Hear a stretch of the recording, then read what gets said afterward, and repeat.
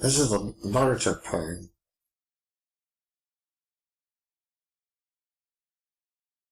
And I caught it on my way to the library. Having to use my walking aid, a tripod frame on wheels, I precariously make my way through the streets to the library. It is a sunny day, though there is enough cold breeze to fill my lungs with chill. Every step I make is carefully synchronized with the turning of the forefront wheel of a walking frame. I'm exposed to the constant risk of the pavement, with dips, pebbles and bumps all the way.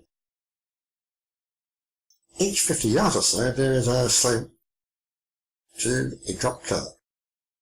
Lopsided and tilted, my frame becomes awkward to steer. I hold my breath against the dusty breeze as glimmers of sunlight shine through my half-closed eyes.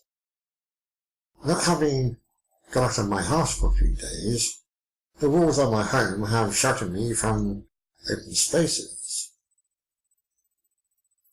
I watch the expanse of my surroundings. There's a very slight sense of agoraphobia and novelty that catches me by surprise.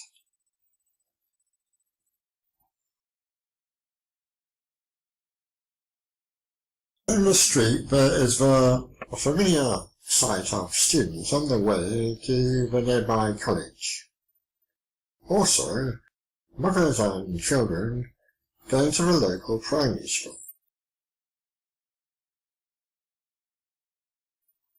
The toddlers gaze at me, obviously not having seen the strange appearance of my walking frame before. They stare in innocence, inquisitive, pondering upon the strange and peculiar apparatus.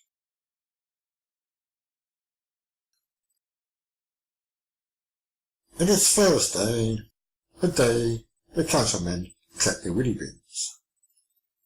Several bins are left in the street and are in my way. Strangers passing by stop to help to remove the obstacles. Coming to the side of a busy main road, I stop at the curb, listening for cars. A driver stops at the junction opposite and beckons me to cross.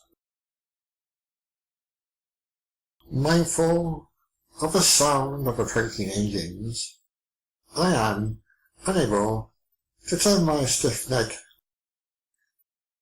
I'm not wanting to cut my frame wheels in the side gutter.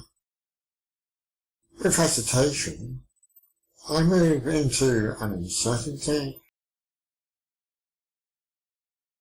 Finally, I approach the library alongside an avenue of trees. On the pavement there is a narrow gap between a large tree and a garden wall. Here the ground swells over the protruding roots of the offending tree. Coincidentally, opposite me, on the same side of the street, a woman comes with a child that sits in a pushchair.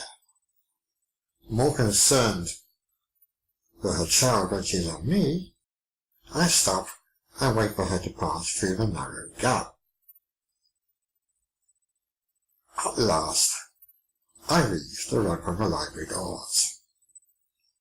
As usual, I am late for my meeting.